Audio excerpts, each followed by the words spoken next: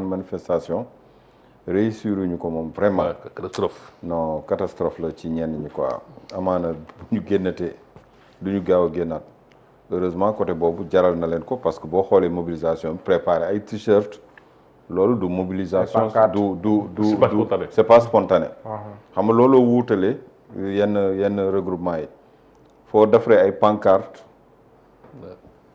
defar ay waa AFP sol seen t-shirt waa réew mi sol seen t-shirt c'est vrai et cetera oui vraiment am na ñoo xamante ni peut-être on les pensait déjà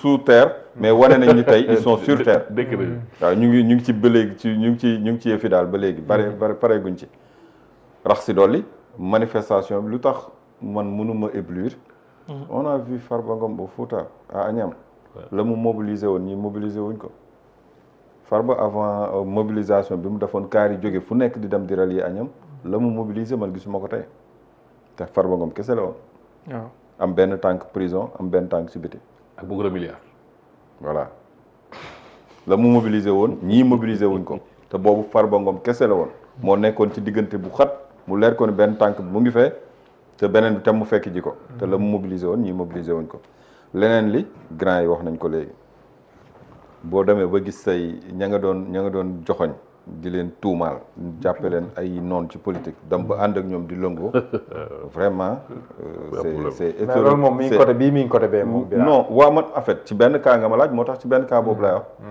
moo tax ma ni la ñi nga jàppe woon nii ñoo yàq dëkk bi wala ñooy say noon ci politique boo demee bay lëngoo ak ñoom bokk cause commune mu nekk benn groupe hétéroclite vraiment yàlla quoi c'est comme xam naa Bob Marley moom bi muy wax naan your worst enemy could be your best friend your worst enemy xam naa facteur politique la doon wax sa xarit tey mën na nekk sa noon dem waaw en aucun cas ci moment bu ne yëf yi mën na wëlbatiku xam naa politiciens yi lañ doon wax parce que ñoom ñoom vraiment seen façon de faire léegi mobiliser nañu mais ci biir mobilisation bi aussi y a eu des discours parce que discours yi déglu naa ci bu Khalifa Sall déglu naa ci bu Abdoulaye Wilane déglu naa ci bu Abdou Mbow bu Khalifa Sall rafetlu naa ko moom toujours égal à lui-même moom il parle avec sagesse il parle avec expérience mais fenn laa d'accordul ak moom bon foofu moom dafa juum te répété na ko plusieurs fois nii ñu ngi suñu 4e alternance te man yëguma fi 4e alternance amee wax na ko 2 fois ba 3 fois man li ma jàpp ci compte bii mooy 3e alternance. 3e 4e régime quoi la bëggoon wax peut-être. waaw peut-être loolu la bëggoon wax je sais pas trop parce que répété na ko plusieurs fois j'avais pas compris pourquoi 4e alternance mu répété ko plusieurs fois mais ci waxu Khalifa Sall bi. mooy 4e boo si boolee bu président Mamadou Dia ak Senghor bi après. non il veut dire non Senghor 4e première alternance kay Abdoulaye Diouf Wade Macky. ok d'accord. il a parlé en termes de régime quoi. d'accord waaw peut-être foofu lay waxee en termes de régime. waaw 3 mais peut-être waaw foofu lay waxee kon foofu lay waxee kon. léegi mu wax ci leneen mu ni carrément depuis 1960 ak léegi dañoo gisoon ni Sénégal mu ngi doon dox ci trajectoire bu baax ma ne ko non Sénégal bu doon dox ci trajectoire bu baax tey duñ toll fii ñu toll. xanaa trajectoire bu baax bi yow yaa ko doon yëg yaa ak say ñoñ. nee na 1960 ba léegi Sénégal dafa nekk ci trajectoire bu baax. en matière de démocratie lay waxee. en matière de démocratie li fi jot am du trajectoire bu baax. mais il y a eu des acquis quand même. il y a eu des acquis mais on fait un pas en avant. 2 pas en arrière 5 pas 2. 5 pas wala 3 pas en arrière donc yooyu yëpp am na fi donc. doy na ko 5 pas 2. ba pare Khalifa Sall mi nga xamante ni qui était le sage de Yewwi Askan Wi qui était vraiment je ne dirais pas le parrain mais c'était le père biologique de Yewwi Askan Wi Khalifa Sall moo nekkaat le fondateur du FDR c'est le même Khalifa Sall donc Khalifa Sall moom ci jëmmi boppam day avancer wala day dellu ginnaaw Khalifa Sall Yewwi Askan Wi ak li Yewwi Askan Wi liggéey ci jëli fi Macky Sall pour bouleverser tendance bi dem ba indi fi pratiquement cohabitation Khalifa Sall moom moo nekkaat di jiitewaat beneen front de l'opposition donc vraiment Khalifa Sall da nga xam ni kon bon bii mooy son dernier combat je pense bien le champ de signe voilà bii mooy son dernier combat comme ni ko doyen bi waxee sinon Abdoulaye Wilane nee na ça ne sent pas bon ça ne va pas dans la bonne direction Abdoulaye Wilane qui dit ça. Il dit que ça ne va pas dans la bonne direction. Les entreprises coulent, les libertés sont menacées, les droits fondamentaux sont remis en cause et on nous parle de parti-État. Il parle même de la flambée des prix. 2024 ak léegi ban prix moo fi yokk Sénégal. Man parfois je me demande est-ce que ñii même Sénégal bi may yeewoo fi lañ nekk. 2024 ak léegi prix yi dafa wàññeeku wala dafa yokk. Il parle de flambée des prix. Ban denrée des prix il parle des prix des denrées de première nécessité. Ban prix moo fi flambé man yëguma ko. te flambé ça veut dire augmenter. waaw augmenter d'une manière vraiment catastrophique man loolu yëguma ko. flambé prix yooyu yëguma ko. léegi nag ñeneen ñi nga xamante ni dañuy xeex. pour naan dañu war a libérer seeni ñoñ ben est-ce que tamit amuñu droit jàpp nañ seeni ñoñ ñuy laaj ñu libérer leen mais am nañ droit génn ak seeni pancarte. ndax nekkul alerte. alerte ci régime bi. waaw alerte maanaam pour mu nekk benn. maanaam nguur bu gisee lii. est-ce que warul décrypter message. mais man dama gëm xam nga lan laa yàgg gëm man dama gëm ni. régime bu nekk dafa soxla une opposition forte. Abdoulaye Wade dem na ba benn certain moment mu ni sax nous avons une opposition molle. parce que dafa soxla woon opposition. opposition képp ku nekk ci nguur man je pense que tu as besoin d'une opposition forte peut-être une opposition républicaine avec des idées mais une opposition forte bu ko defee li ngay liggéey sax dina mën a am impact. ba pare di nga am ku lay ñaax ci liggéey bi et puis di nga am koy concurrencer tout le temps. stimulateur comprendre nga lu lay stimuler voilà exactement je pense que régime bu nekk soxla nga loolu te lii ni alerte la. parce que wane na ni askan wi même bu doon 0,0% ci askan wi peut-être am nañu leen metti mais li ma ci gën a jàngat moom mooy évolution bi am Sénégal te amu fi woon jamono yi weesu mais kañ nga gëj a dégg lacrymogène Sénégal tàkk depuis kañ nga gëj a dégg bruit lacrymogène mais léegi da ngay dugal marche ñu autoriser ko topp seen itinéraire takk der yi wër leen bu njëkk boo bindee ñun la insuffisance de nangam. risque de trouble à l'ordre public. terre bi foofu dafa nekk. waaw terre beeg léegi yaa ngi nii nit ñaa ngi marche convenablement en toute tranquillité dem seen point de chute wax seen soxla après tas dem ñibbi loolu du démocratie te loolu demoon na ba benn moment dañu yaakaaroon ni loolu ça relevait du miracle wala dafa dem ba benn moment anormalité moo mujjoon doon lu normal yëf yi moo inversé woon parce que lii nii y a rien d'extraordinaire ay nit am lu ñu war a wax jóg dox seen doxu ñaxtu wax ko jeex na alerte la ci nguur gi mais képp ku yor nguur je pense que nga bëgg a jubal même bu fekkee dafa am benn citoyen bu ni lii daf ma naqari loolu war nga ci bàyyi xel léegi nag est-ce que li muy xeex dëgg la wala àqam la wala droit am la parce que nit dañ ko war a génne prison mais lan la def ba ñu war ko génne prison man dinaa dégg ñu ni nit dafa luubal xaalis te xaalis bi mu luubal xaalis askan wi ci la bokk muy ay deniers publics man may jël ay pancarte di ko xeex pour mu génn wala bokk ba muy luubal daf ma ci doon compal am déet c'est quoi la question. wala nga gëm ne il est innocent rek. waaw nga gëm ni boo gëmee il est innocent da nga war a laaj que justice parce que am na benn femme maa ngi koy fàtte femme bi ci pancarte dam lan la wax. kii wu ma ko mais je me souviens parfaitement mu ngi bind ci pancarte bi fin de justice. et soif de liberté. yow pancarte boobu la yor ci marché bi fin de justice soif de liberté. ma ni mais fin comme la fin. fin de justice soif de liberté bi ma ko liiree moi j'ai rien compris. fin de justice soif de liberté mais loolu ñëpp ko soxla. dafa juum ci fin bi est-ce que juumul ci fin bi. man j'ai pas compris waaw est-ce que dafa bëggoon woon def AIN mais fin de justice soif de liberté loolu la bind te mu ngi yor pancarte am ci biir marché. waaw man gëm naa ne xiif la bëggoon wax dañoo xiif justice. waaw mais xiif justice. mar liberté. maanaam justice amatu fi liberté amatu fi est-ce que nekk loolu la bëgg a wax. ah peut-être waaw loolu bëgg wax. waaye parce que moi dañoo xiif yoon. waaw dañoo xiif yoon waaw peut-être dañ ko. dañ ko traduire wala ko français quoi. waaw peut-être loolu mais bu dee loolu alerte bi c'est tout à fait normal et que aussi nit ñi di marche loolu dafa war a nekk lu jaadu ku am loo war a wax bu dee conditions yi nekk na fi dañ la bàyyi nga marche wax li nga war a wax parce que réew mi tamit ñun ñëpp a ko bokk. d'accord bu dee leader yi tamit gis nga. le 8 nag moom. le 8 lan laa ciy xaar peut-être le 8 peut-être man li ma bëggoon xam mooy ñaari manifestation yi kan moo njëkk a annoncé FDR seen manifestation kañ lañ ko annoncé. bu tey waaw annoncé nañ ko bu yàgg. annoncé woon nañ ko jàppoon nañ date bi. bu yàgg waaw bu yàgg bu tey. ok léegi avant même que Sonko di wax quoi. léegi le 8 Ousmane Sonko. c'est Bougane nee naa qui a pris l'initiative. non non waaw, Bougane moom parce que ñoom non le huit dañoo amaat Bougane moo wax Bougane moo woote. c'est ça. Bougane le 8 la woote mais Ousmane Sonko woote bi mu woote waa Pastef yàkkamti woon nañ ko parce que depuis que parti bi accédé au pouvoir dañoo jëloon lépp teg ci suuf te parti lan moo koy dundal animation. c'est ça.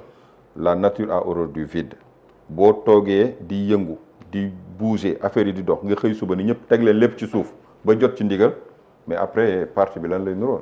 kenn dootul xam kan ngay waxal ministre yi ñii nekk nañ ay ministre ñu wàccatuñu à la base et cetera après réeroo day am léegi nag bu fekkee nag benn moment kilifa gi nee na nañu daje waxtaan mais gis nga mobilisation bi le 8 c'est déjà dans 8 jours.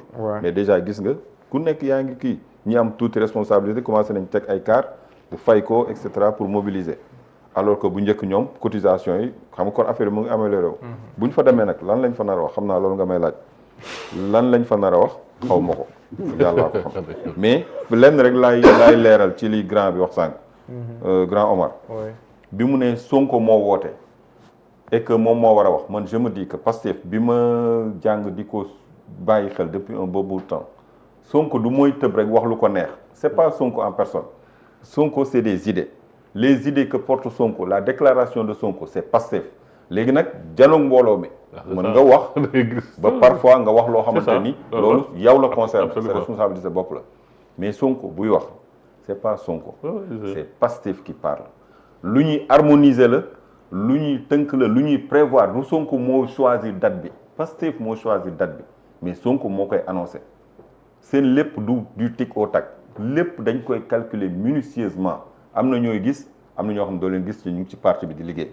mais Bira donc lañ fa nar a waxtaane point par point tënk nañ ko ñoom ba pare. mais Bira bi muy wax bi ñuy installé le conseil national jour boobu bi muy wax est-ce que mën nañ wax ne que ce discours là jour boobu bi muy wax que c'était préparé et que am na ñu ci waxtaan. conseil national. loolu parce que c'était le premier ministre non. non Pastef le conseil national président mooy Pastef mooy seen kuréel boobu ñu doon teg. ba mu le conseil national waxoon wax ja. mooy jënd bu kii ba rek attaque ba rek. waaw jënd bu kii bi wax lu ko nakar yi par rapport au président Diomaye ak yooyu. waaw boobu man am na ñu ma waxtaanal ñu bari. non dan lay naan ba muy wax kenn xamul li muy wax kenn xamul. mooy bi mu wootee après midi boobu. aucune faute. waaw pour ne pas citer le nom de waaw pour mu moo woote woon non boobu moom moo woote woon. le conseil national la doon installé. waaw mais boobu moom moo ko décidé woon. waaw après la wax ne que déclaration. la suite voilà de l'installation. bi ñu naan presse bi du dugg et cetera et cetera. voilà c'est ça moom laa la ma ni la ñoom bu ñu amee événement bu ñu garder bu ñu projeté.